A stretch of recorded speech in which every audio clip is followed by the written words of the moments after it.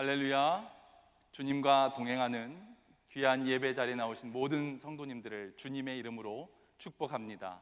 다 같이 묵상 기도 드리심으로 은혜의 보좌 앞으로 나아가겠습니다.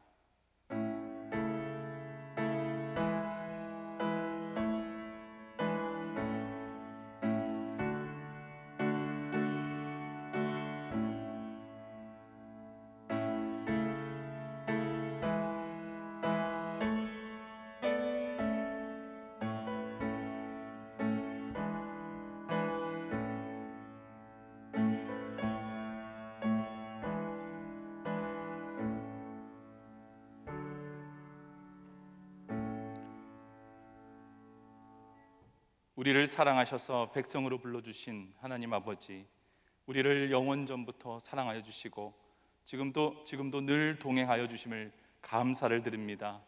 죄 많은 우리를 자녀로 불러주셔서 여기까지 인도하셨사오니 그 감사의 제목이 우리의 찬양이 되게 하시고 여호와를 경외하는 자로 주 앞에 담대히 나오게 하여 주시옵소서. 코로나로 어려움 당한 성도들, 고난당하며 어둠 가운데서 신음하는 영혼들을 주여 위로하여 주셔서 주님의 무한하신 사랑 날개 아래 참된 안식을 얻게 하여 주시옵소서. 이 시간 능력에 힘입어 담대히 나아가길 원하오니 우리의 온 마음을 들여 주님을 경배하고 주님과 동행하게 하여 주시옵소서. 감사드리오며 우리의 모든 죄를 구원하신 우리 구주 예수 그리스도 이름으로 기원하옵나이다. 아멘. 다 같이 찬송가 406장 찬양 올려드리겠습니다.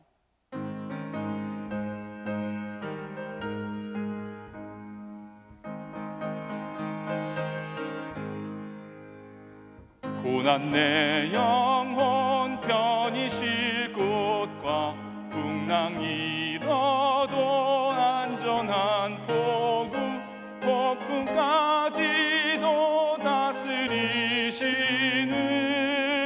주의 영원한 팔 의지해 주의 영원하신 팔 함께 하사 항상 나를 붙드시니 어느 곳에 가든지 요동하지 않는 주의 팔을 의지함이라.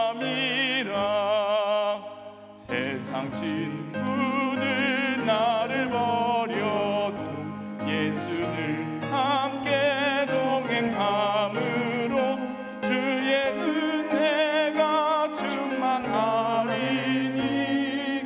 주의 영원한 팔 의지해 주의 영원하신 팔 함께 하사 항상 나를 붙드시니 어느 곳에 가든지 요동하지 않으면 주의 팔을 의지함이라.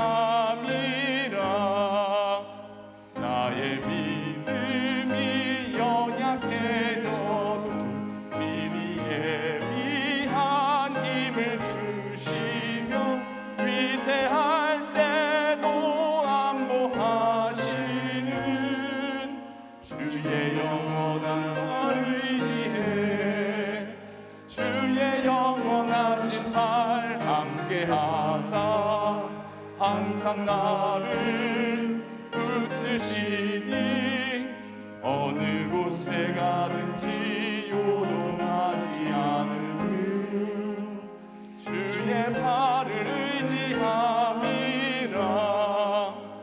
능지 못한 것 주께 없으니 나의 일생을 주께 맡기면 나의 모든 짐 대신 지시는 주의 영원한 팔 의지해 주의 영원하신 팔 함께 하사 항상 나를 붙드시니 어느 곳에 가든지 요동하지 않으면 주의 팔을 의지함이라. 아멘. 오늘 우리에게 주시는 생명의 말씀은 고린도 후서 1장 1절로 11절까지 말씀입니다. 고린도 후서 1장 1절로 11절 말씀입니다. 본문 말씀 중에 4절로 5절까지 말씀을 다 같이 합독하도록 하겠습니다. 4절부터 함께 읽습니다. 우리의 모든 환난 중에서 우리를 위로하사 우리로 하여금 하나님께 받는 위로로서 모든 환난 중에 있는 자들을 능히 위로하게 하시는 이시로다. 그리스도의 고난이 우리에게 넘친 것 같이 우리가 받는 위로도 그리스도로 말미암아 넘치는 도다. 아멘. 이 시간 김영은 권사님께서 대표로 기도해 주시겠습니다. 사랑의 하나님, 오늘도 우리를 불러주셔서 예배드리게 하심 감사합니다. 하나님 아버지께 넘치는 사랑을 받았지만 하나님의 자녀다운 삶을 살지 못한 것 용서하여 주옵소서. 하나님 아버지, 전 세계가 지금 코로나로 어려움을 겪고 있습니다. 이 상황이 너무나 오래 지속되어 언제 끝이 나려나 낙심되기도 합니다. 그러나 이러한 속에서도 하나님의 섭리를 믿으며 깨어 기도하는 믿음의 사람이 되기 원합니다. 코로나로 어려움을 겪고 있는 성도들을 위로해 주시고 그들에게 더 좋은 길을 열어주시기를 간절히 기도합니다. 코로나 없는 세상으로 속히 돌아가게 하시고 하루빨리 일상이 회복되어 성도들이 함께 자유롭게 예수님을 예배하며 찬양할 날을 허락하여 주시옵소서. 하나님 아버지, 우리의 형제 북한을 위해 기도합니다. 공산주의가 다 사라지고 자유로이 예배하는 날이 돌아오기를 간절히 기도합니다. 지하에서 고난 중에 신앙생활하는 북한의 자녀들을 눈동자같이 지켜 보호하여 주시옵소서. 선교의 문도 열어주시옵소서. 이슬람권에 뿌려진 선교의 씨앗들이 언젠가 싹이 트고 나무가 되는 날을 보기 원합니다. 어려움을 겪는 중국 지하교회도 살아나게 하시고 중국을 통해 복음이 북한에 들어가게 하여 주시옵소서. 이 일을 위해 앞장서신 선교사님들을 지켜주시고 능력 주시옵소서. 우리도 이곳에서 힘써 기도하는 자들이 다 되기 원합니다. 하나님 아버지, 부전교회가 그리스도의 말씀에 굳건히 서서 복음을 전파하며 죽어가는 영혼을 살리는 방주와 같은 교회 되길 간절히 기도합니다. 박성규 담임 목사님에게 성령 충만을 주시옵고 부전교회를 잘 이끌어 나아갈 능력 주시기를 기도합니다. 이 교회를 위해 수고하시는 모든 교육자들에게도 같은 은혜 부어 주시옵소서. 하나님 아버지, 지금은 모이기가 어려운 환경입니다. 그러나 이런 어려운 때를 통해 오히려 말씀과 기도에 힘쓰는 믿음의 사람들로 자라나길 간절히 기도합니다. 부전의 성도 중에 연로하신 분, 몸이 연약한 분들을 만져주시고 회복시켜 주시기를 간절히 기도합니다. 가족의 구원을 위한 기도, 자녀의 장래를 위한 기도를 응답해 주시옵소서. 오늘도 단위에 세운 김남현 목사님을 붙들어 주시고 목사님을 통해 주님의 음성 듣기 원합니다. 우리의 소망이 되시는 예수 그리스도의 이름으로 기도합니다. 아멘.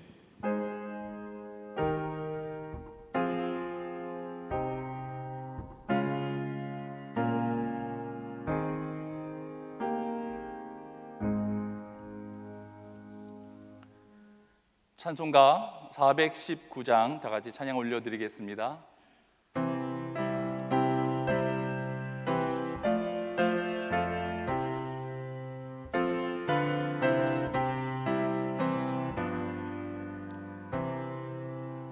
주 날개 밑 내가 편안히 쉬네. 밤잎 높이 바람 불어쳐도 아버지께서 날 지켜주시니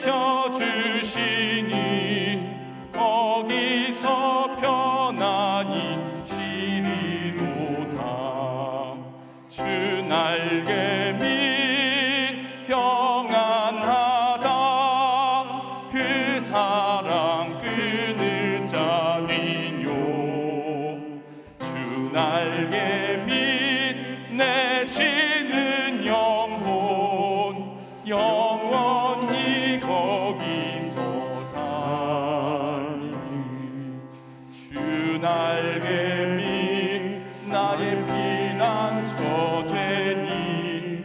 거기서 쉬기를 원하노라.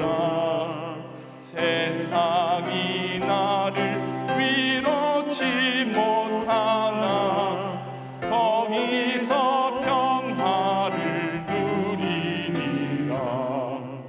주 날개 및 평안하다. 그 사랑 끊을 자니요. 주 날개 및 내 쉬는 영혼 영원히 거기서 살리. 주 날개 및 참된 기쁨이네. 고달픈 세상길 가는 동안 나 거기 숨어 돌보심을 받고 영원한 안식을 얻으리라. 주 날개 밑 평안하다. 그 사랑 끊을 자림요.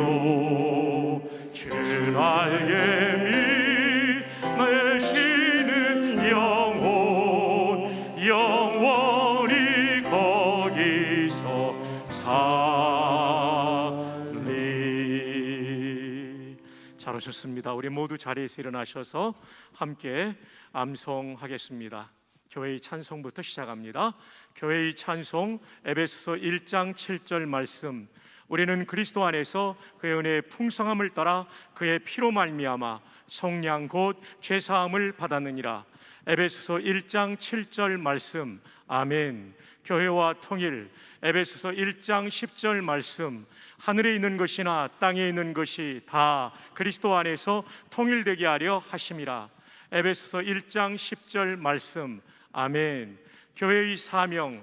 에베소서 1장 23절 말씀. 교회는 그의 몸이니 만물 안에서 만물을 충만하게 하시는 이의 충만함이니라. 에베소서 1장 23절 말씀. 아멘. 교회와 속사람. 에베소서 3장 16절 말씀. 그의 영광의 풍성함을 따라 그의 성령으로 말미암아 너희 속사람을 능력으로 강건하게 하시오며. 에베소서 3장 16절 말씀. 아멘. 교회의 하나됨. 에베소서 4장 3절 말씀.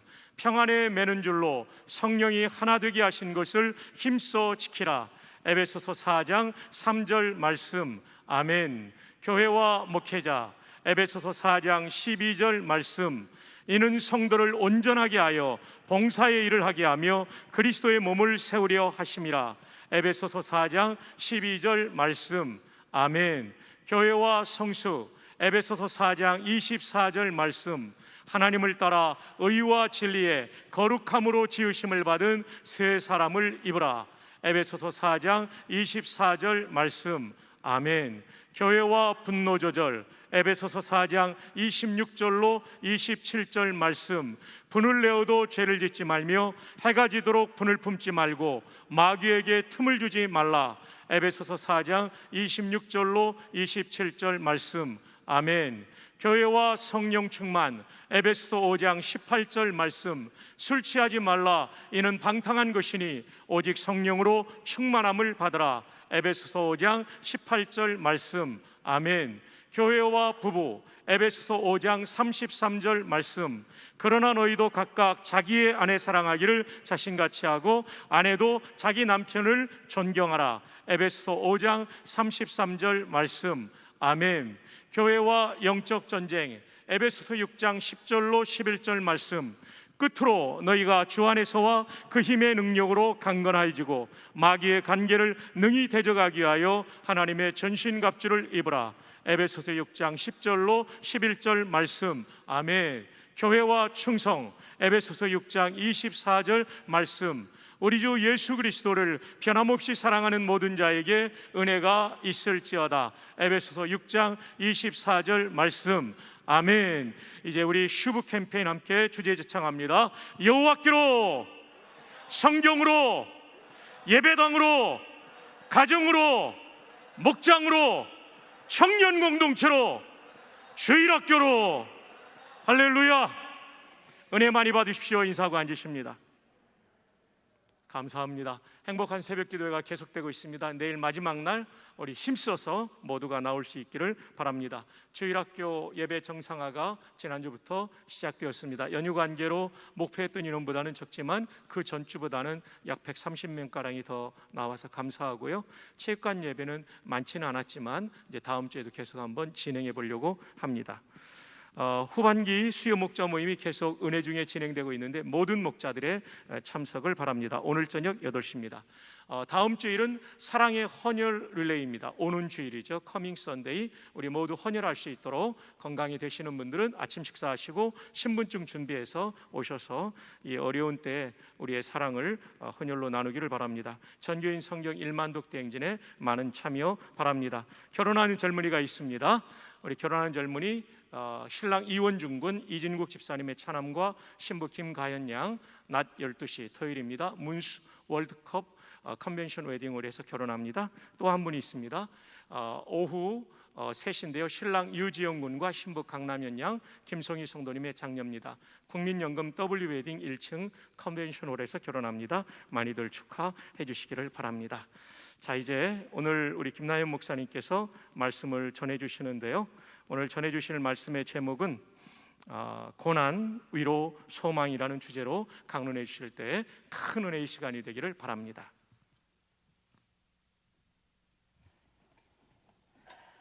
우리 함께 같이 기도하겠습니다. 아버지 하나님 감사합니다. 우리를 이 귀한 시간 하나님을 예배하는 귀한 예배의 자리에 불러주심을 아버지 감사합니다.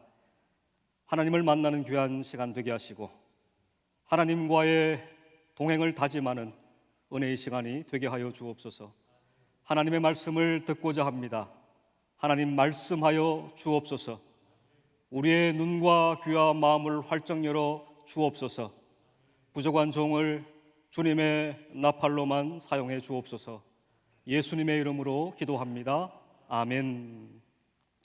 우리 좌우에 계신 분들과 한 번 더 인사할까요? 큰 은혜 받읍시다. 그렇게 한번 인사합시다. 가을을 가리켜 추수의 계절이라 그렇게 부릅니다. 여러분이 너무나 잘 아는 가수 중에 노사연이라는 가수가 있어요. 그 가수의 히트곡은 뭐니 해도 만남이라는 곡일 겁니다. 그런데 그녀가 불렀던 또 다른 곡이 있는데 그 제목이 바램이라는 노래예요. 그 바램이라는 노래에 계속해서 반복되는 그러한 가사가 있는데 가사가 정확하진 않지만 이런 내용입니다. 우리는 늙어가는 것이 아니라 익어가는 것이다. 그런 내용이 계속 이렇게 반복이 되며 강조가 되는 노래예요. 일반적으로 나이가 들어간다는 것은 또한 익어가야 하는 것이죠. 이걸 가리켜 우리는 성숙이라고 표현할 수 있을 겁니다. 성도에게 있어서도 마찬가지예요. 신앙의 연륜이 더해가고 더해가면 갈수록 성숙함이 드러나야 하는 것입니다. 그런데 이 성도에게 있어서 성숙함이라는 것은 객관화하기가 또한 수치화하기가 매우 어려운 것입니다.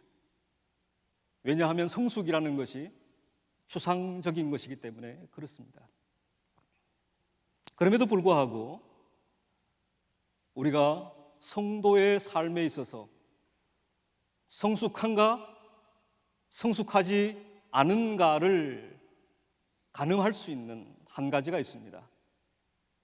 그것이 무엇인가 하면 바로 고난을 성도는 어떻게 해석하는가? 또 하나, 성도는 고난에 대해서 어떠한 태도를 갖는가? 그것을 보면 그 성도의 성숙함을 가늠해 볼 수도 있습니다. 시편 119편을 보게 되면 시인은 고난에 대한 성도의 성숙함이 무엇인가를 우리에게 잘 나타내 보여줍니다. 시편 119편 71절을 보면 고난당한 것이 내게 유익이라. 이로 말미암아 내가 주의 율례들을 배우게 되었나이다 라고 말씀을 해요. 시편 119편의 시인은 고난 이꼴 유익이라고 말하고 있습니다. 여기 나오는 유익이라는 단어는 히브리어로 여러분이 너무나 많이 들었던 토브라는 단어예요. 토브.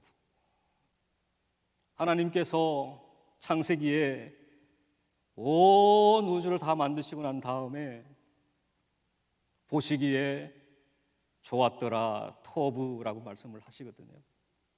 그런데 시편 119편의 저자는 이 고난이 바로 토브다라고 이야기를 하고 있습니다. 여러분 납득이 가십니까? 여러분 이해가 가세요? 여러분 동의할 수 있습니까? 시인은 고난이야말로 하나님이 내게 주시는 토브, 선한 것이다, 좋은 것이다, 아름다운 것이다, 그렇게 고백을 하고 있습니다. 어떻게 이러한 고백이 가능할 수 있을까요? 성도의 성숙함은 바로 고난 중에 토브를 외칠 수 있는 것입니다. 오늘 본문을 통해서 우리는 고난이 우리에게 가져다주는 그 유익함을 함께 살펴보고 은혜를 나누고자 합니다. 오늘 본문에서 사도 바울은 고난의 유익을 이렇게 강조합니다. 첫 번째는 고난은 하나님만 의지하게 한다는 것입니다. 먼저 사도 바울은 고린도에 있는 교회 성도들에게 고린도 후서라는 두 번째 편지를 써 보냈습니다. 그 편지에 여러 특징들이 있지만 특징을 한 가지 든다면 사도 바울의 감정적인 부분, 또한 사도 바울의 개인적인 그러한 경험, 간증과도 같은 내용들이 많이 기록이 되어 있습니다. 오늘 우리가 함께 읽은 이 고린도 후서 1장도 사도 바울의 간증이 기록이 되어 있어요. 사도 바울은 자신이 경험하지 않은 고난에 대한 이야기를 하지 않는 것이 아니고 사도 바울은 자신이 직접 경험한, 체험한 고난에 대해서 고린도 교회 성도들과 함께 은혜를 나누고 있는 것입니다. 자신이 당한 고난을 이렇게 소개합니다. 8절과 9절입니다. 형제들아, 우리가 아시아에서 당한 환난을 너희가 모르기를 원하지 아니하노니 힘에 겹도록 심한 고난을 당하여 살 소망까지 끊어지고 우리는 우리 자신이 사형 선고를 받은 줄 알았으니 라고 말씀을 합니다. 여기 사도 바울이 아시아에서 당한 환난이라고 말해요. 도대체 사도 바울이 아시아에서 어떤 환난을 당했는가? 오늘 본문은 침묵하고 있기에 우리가 잘 알 수는 없지만 대다수의 성경학자들은 사도행전 19장 23절 이하에 기록된 에베소의 은장색, 은을 세공하는 데메드리오의 선동으로 인해서 발생한 폭동 때문에 사도 바울이 생명의 위협을 느꼈을 것이라고 이야기를 합니다. 이는 사도 바울의 사사로운 그러한 욕심과 욕망 때문에 당한 고난이 아니고 오직 복음 때문에 당한 고난이었음을 우리는 잘 알 수가 있습니다. 여기 사도 바울은 자신이 아시아에서 당한 그 고난을 3중으로 표현하며 강조합니다. 먼저는 힘에 겹도록 심한 고난을 당했다라고 말하고 있습니다. 이것은 개인의 능력으로는 도저히 감당해낼 수 없는 그러한 고난이었다라는 것입니다. 역도 선수가 있지 않습니까?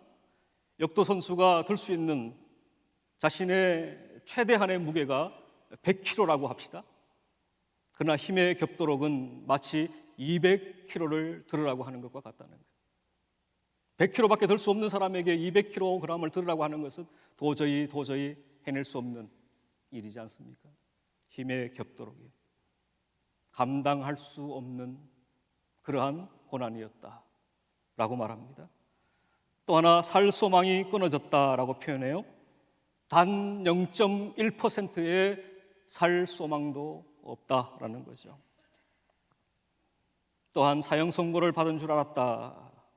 죽음의 위기, 죽음의 위협에 송두리째 사로잡혀 절체절명의 상황 가운데 놓여 있었다라는 것입니다. 우리가 한번 사형수를 떠올려 봅시다. 사형수에게는 희망과 소망이 없습니다. 그의 인생은 끝나버린 것입니다. 또한 자포자기할 수밖에 없는 상황이 됩니다. 그러한 상황을 사도 바울은 맞이했다라는 것입니다. 죽음을 방불케 하는 극심한 고난을 통해 사도 바울은 그러나 매우 중요한 것을 깨달았노라고 우리에게 고백합니다. 우리에게 고난은 자꾸만 질문을 던집니다. 여러분이 고난 가운데 있습니까? 그러면 여러분들에게 고난은 자꾸만 질문을 던져요. 당신은 누구를 진정으로 의지합니까? 고난 중에 계속적으로 들려지는 질문이에요. 당신은 누구를 의지하고 있습니까? 그 질문에 사도 바울은 이렇게 답합니다. 9절 하반절을 보십시오. 이는 우리로 자기를 의지하지 말고 오직 죽은 자를 다시 살리시는 누구만요? 하나님만 의지하게 하심이라 라고 말씀을 해요. 사도 바울은 고난을 통해서 학습했습니다. 그것이 뭐냐 하니까 바로 하나님을 의지하는 법을 그는 배우게 되었다라고 말씀하고 있는 것입니다. 사도 바울은 거듭되는 죽음의 위협이라는 고난 앞에서 자기 자신을 의지한다는 것이 얼마나 어리석은 일인가, 얼마나 부질없는 짓인가를 깨닫게 되었다라는 것입니다. 그러면서 그가 고백하는 것은 결국 자신을 죽은 자를 살리시는 하나님만 절대 의지하게 만들었다. 무엇이요? 고난이 그렇다는 것입니다. 이것이야말로 고난이 우리들에게 안겨다 주는 유익함이라고 말씀하고 있습니다. 시편 146편 3절부터 5절을 보면 이렇게 말씀하죠. 귀인들을 의지하지 말며 도울 힘이 없는 인생도 의지하지 말지니 그의 호흡이 끊어지면 흙으로 돌아가서 그날에 그의 생각이 소멸하리로다. 5절이 중요합니다. 야곱의 하나님을 자기의 도움으로 삼으며 여호와 자기 하나님에게 자기의 소망을 두는 자는 복이 있도다라고 말씀을 합니다. 고난은 인생의 무능함, 인생의 무가치함을 깨닫게 만듭니다. 그리고 우리를 더욱더 겸손하게 만듭니다. 또한 고난은 우리가 지금 누구를, 지금 무엇을 의지하고 있는가를 직시하게 만듭니다. 그리고 고난은 결국 오직 하나님만을 의지하게 만듭니다. 내가 꽉 붙들고 있었던 그 모든 것들이 무의미하며 무가치함을 깨닫게 만드는 거예요. 그리고 다시금 하나님만을 꽉 붙들도록 만드는 것이 뭐냐? 바로 고난이다. 사도 바울은 죽음의 위협이라는 고난 가운데 이 놀라운 은혜를 깨달았다라고 말씀하고 있는 겁니다. 고린도 교회 성도들이여, 너희도 고난 중에 있지 않느냐는 거예요. 그저 고난을 고난으로 받아들이지 말고 고난을 통해서 내가 깨닫고 내가 발견한 이 놀라운 은혜를 너희도 함께 나누자라고 말씀하고 있는 겁니다. 고난의 유익은 우리를 하나님을 더욱 의지하게 만듭니다. 또 하나 고난이 우리에게 주는 두 번째 유익은 하나님의 위로를 경험하게 합니다. 그런 워드플레이가 있어요. 뭐냐 하면 위로는 위로부터 오는 것이 진짜 위로다. 혹시 그런 이야기 들어보셨습니까? 위로는 어디서부터 와야 돼요? 위로부터 오는 위로가 진짜라는 거예요. 하나님이 우리에게 안겨다 주시는 위로야말로 참되며 진실된 것이다 라는 것입니다.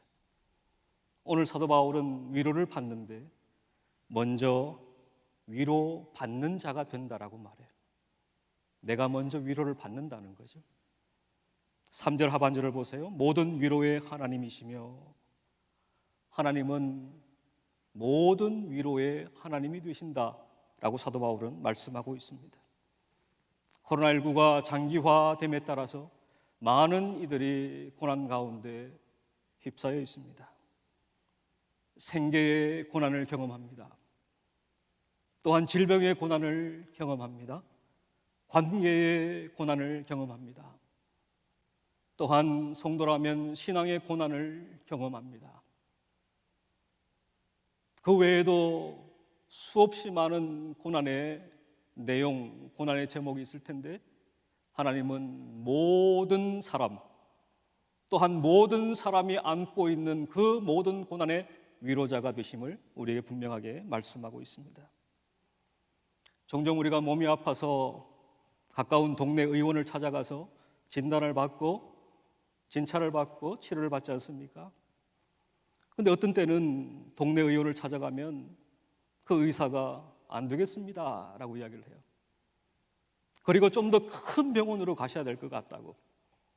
제가 지금 소견서를 써줄 테니까 당장 이 소견서를 들고 대학병원을 찾아가든지 큰 병원을 찾아가서 다시 진찰을 하고 치료를 받고 수술을 하셔야 될 것 같다. 그런 이야기를 종종 들어요. 그러나 우리가 안고 있는 그 모든 고난을 안고 하나님 앞에 나아가면 안 됩니다. 없다는 겁니다.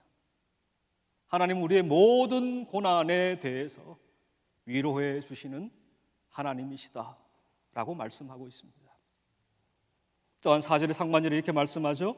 우리의 모든 환난 중에서 우리를 위로하사라고 말씀을 합니다. 우리가 왜 고난을 당하고 또 왜 우리가 하나님의 위로를 경험하게 되는가? 그것은 환난 때문이다라고 원인을 이야기하죠. 다르게 말씀드리면 고난이 없으면 하나님의 위로도 없다라고 말할 수 있는 것입니다. 또한 이 하나님의 위로가 현재 분사형으로 되어 있는데 이 하나님의 위로는 중단 없이 계속 되는 것이다 라고 말씀하고 있습니다. 인생을 살다 보면 인생은 고난과 함께 살아갑니다. 우리는 지금 위드 코로나를 이야기하고 있지만 위드 고난이에요. 고난이 없는 인생이 있습니까? 예, 있습니다.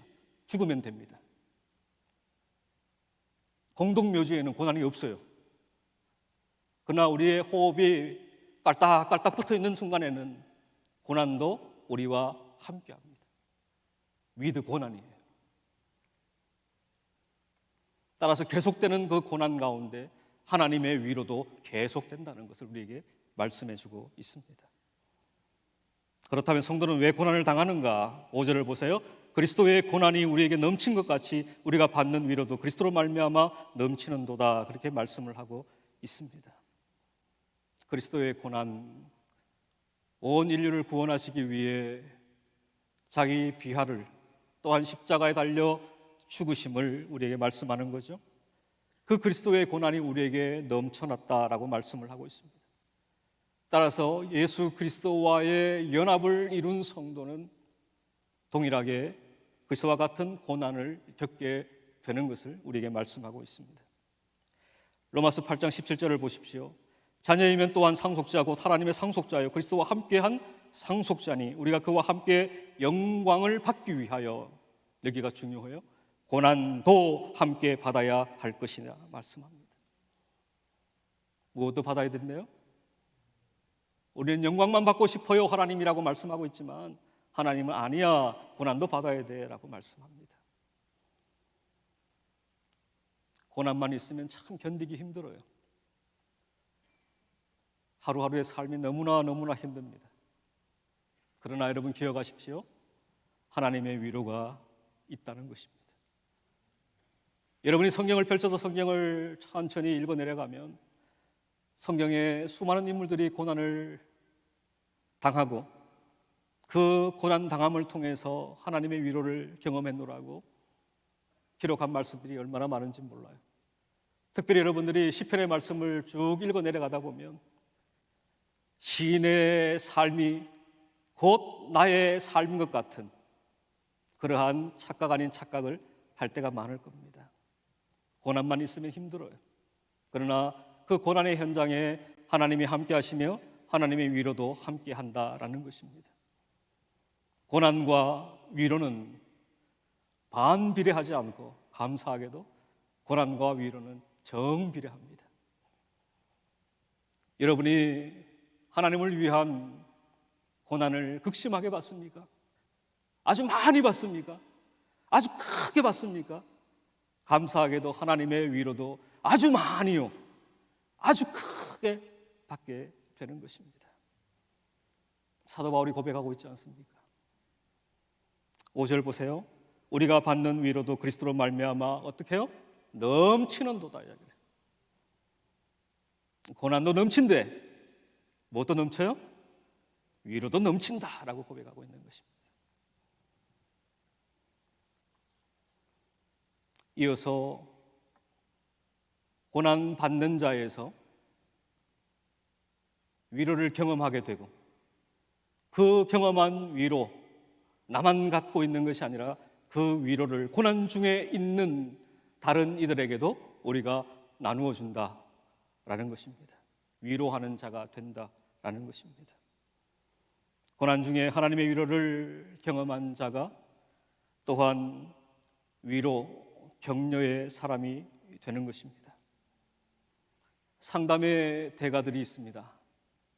상담의 대가들은 많은 상담의 케이스를 가지고 있는 사람이 상담의 대가예요. 그러니까 수없이 많은 사람들을 경험합니다. 그런데 대다수의 이 상담의 대가들이 왜 상담의 대가가 되었는가를 추적해 가면 그들의 삶, 그들의 인생 가운데 수없이 많은 우여곡절이 있었기 때문에 그렇습니다.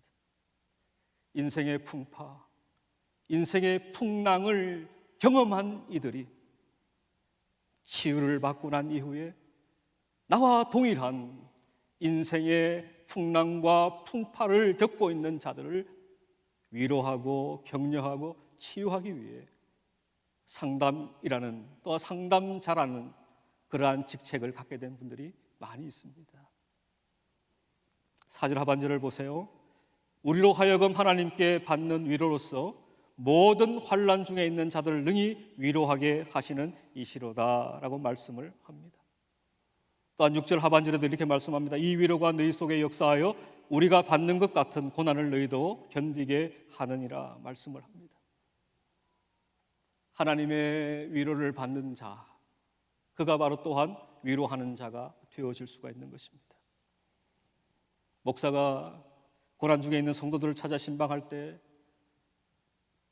어떤 말로 위로하고 어떤 말로 격려해야 될까 고민될 때가 얼마나 많은지 몰라요. 물론 하나님의 말씀을 펼쳐서 그 말씀을 통해서 위로하고 격려하지만 또한 그분의 마음 깊이 들어가서 그분의 마음을 어루만져주고 보담아줄 수 있는 그 말 한마디, 그것을 찾고자 얼마나 고민하는지 몰라요.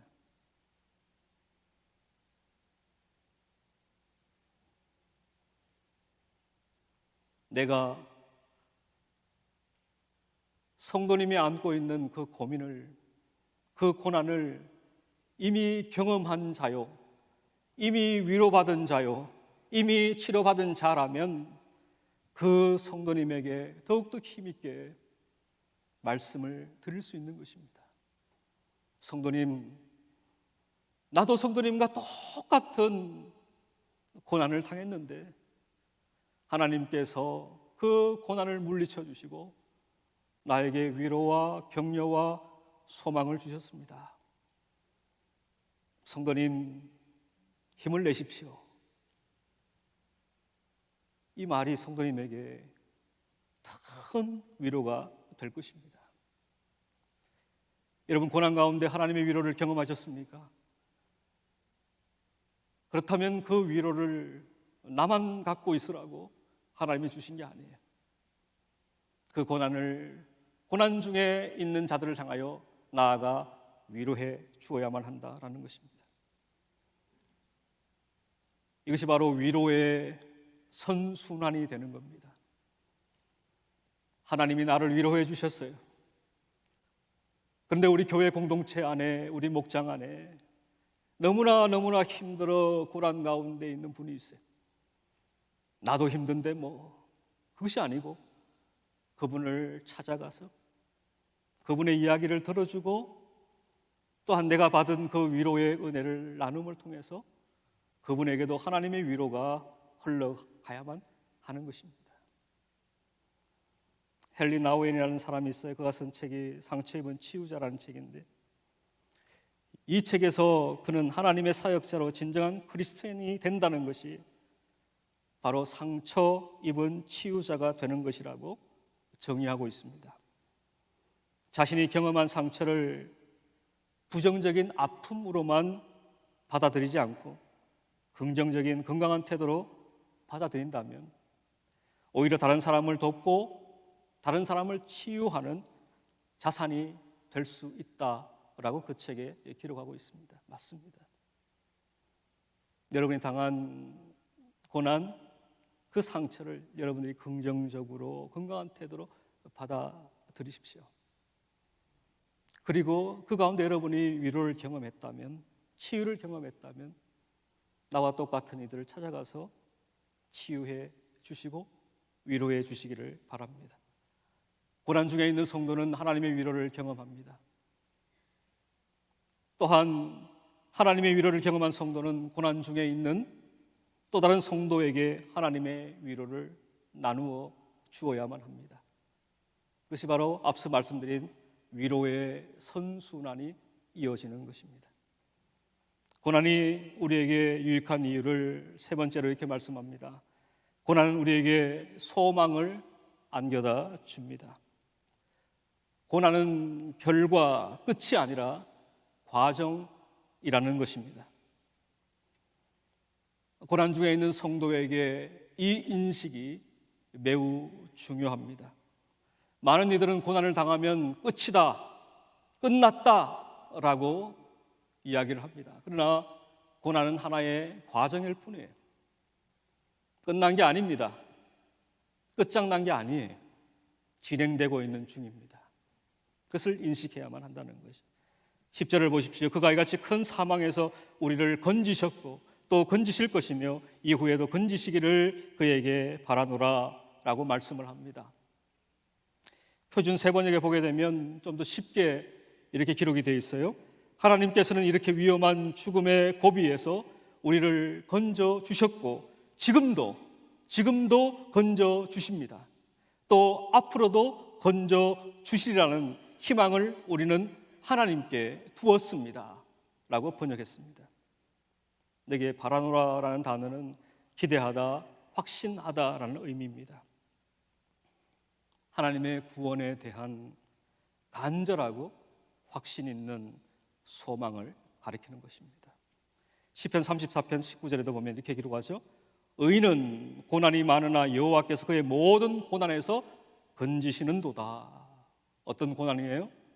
일부의 고난이 아니에요. 모든 고난에서 건지신다라고 분명하게 말씀하고 있습니다. 이것도 시인의 경험에서 나온 겁니다. 여기에서 나온 게 아니에요. 이론적인 게 아닙니다. 그가 직접 하나님께서 건져주심을 경험했고 그 건져주심을 경험한 내용을 이 시편에 녹아내고 있는 것입니다. 로마서 5장 3절과 4절을 보십시오. 다만 이뿐 아니라 우리가 환난 중에도 즐거워하나니 그랬어요. 여러분 환난 중에 즐거워하십니까? 가능합니다. 그 다음 말씀 보세요. 이는 그 이유는 환난은 인내를, 인내는 연단은 소망을 이루는 줄 알미로다 그랬어요. 사도 바울은 내가 안다 그랬어요.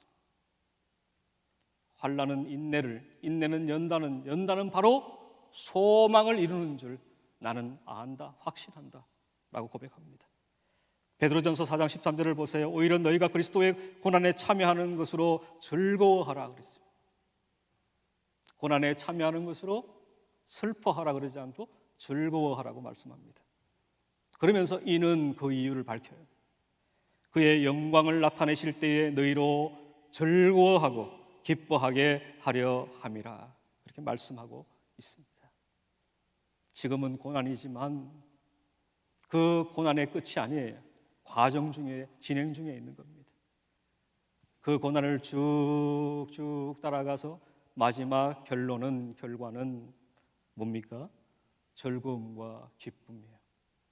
그것은 영광입니다. 그것은 소망이라고 분명하게 말씀하고 있습니다. 철로역정의 저자인 존 버니는 자신의 인생에서 헤어나기 어려운 깊은 수렁을 지나 마지막 인생의 벼랑 끝에 섰을 때 자기의 삶의 처지를 이렇게 묘사했습니다.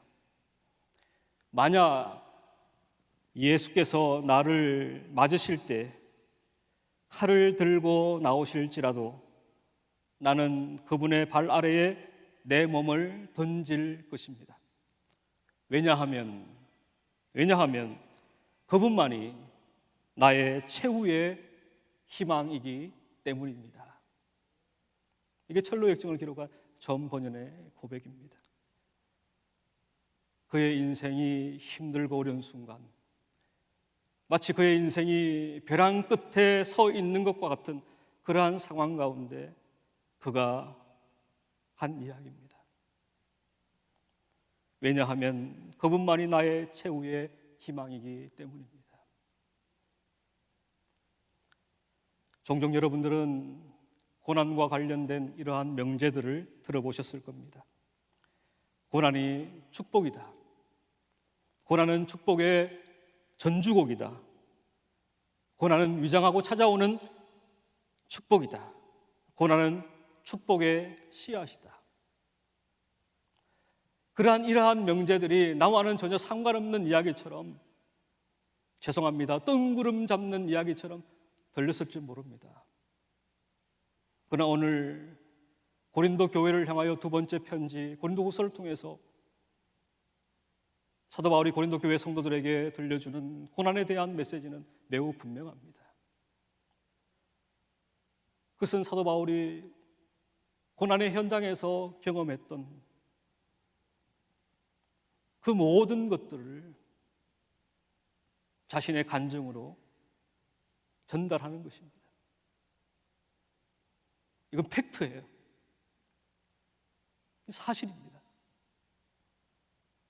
그러므로 고난 가운데 있는 고린도 교회 성도들에게 하나님을 의지하라고 말하는 겁니다. 하나님을 위로의 하나님이라고 말씀하고 있는 겁니다. 또한 하나님만이 우리의 소망이 된다라고 말씀하고 있는 것입니다. 낯선 이야기가 아니라 이러한 명제, 이러한 고백이 우리 부전의 모든 성도님들의 고백될 수 있기를 주님의 이름으로 축복합니다.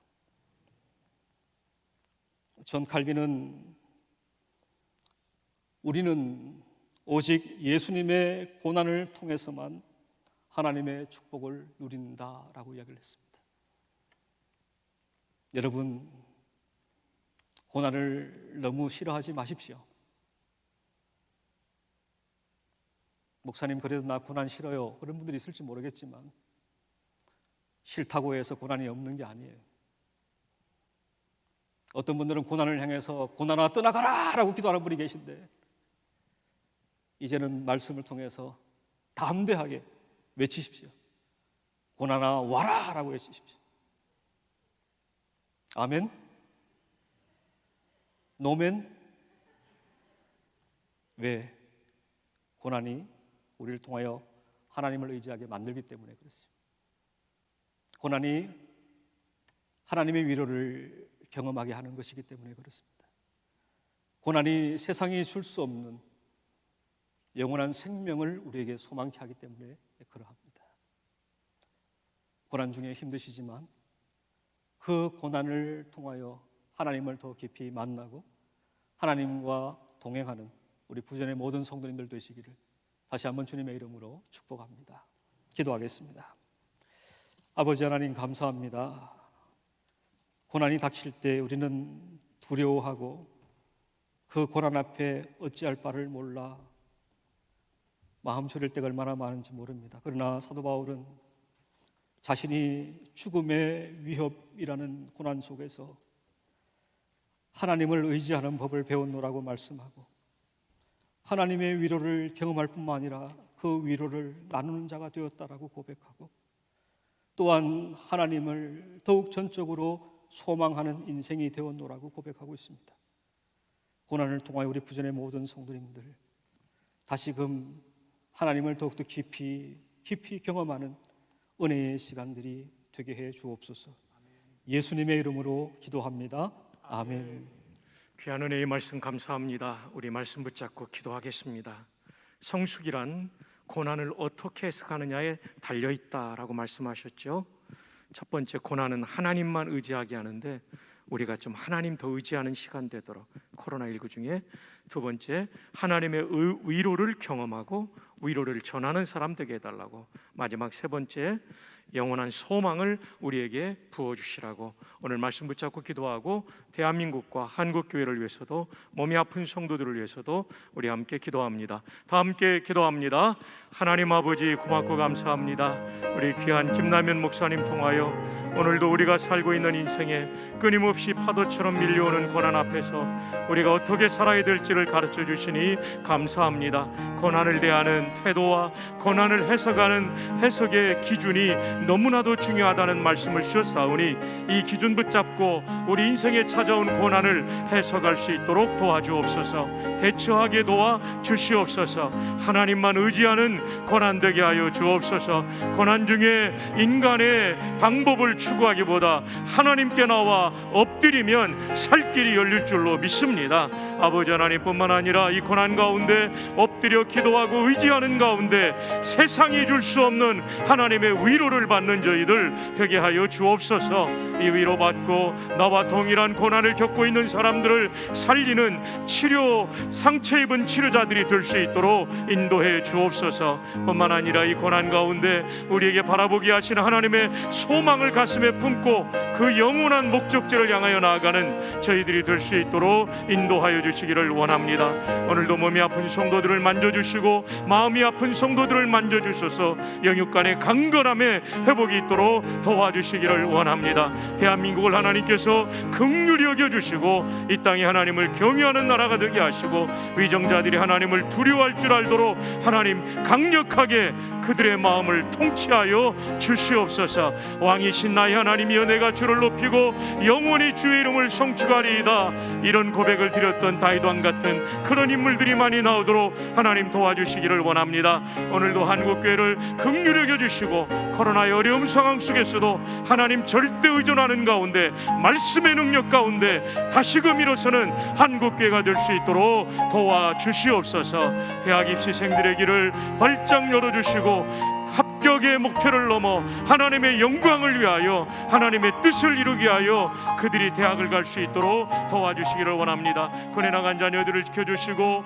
선교사님들을 보호해 주시며 해외 이민의 땅에 살고 있는 우리 자녀들을 보호해 주시고 공부하며 직장생활하며 부산을 떠나 있는 모든 자녀들 어느 곳에 있든지 주님 품에 거할 수 있도록, 하늘나라 경험하며 살아갈 수 있도록, 주와 동행하는 삶을 살아갈 수 있도록 인도하여 주시옵소서.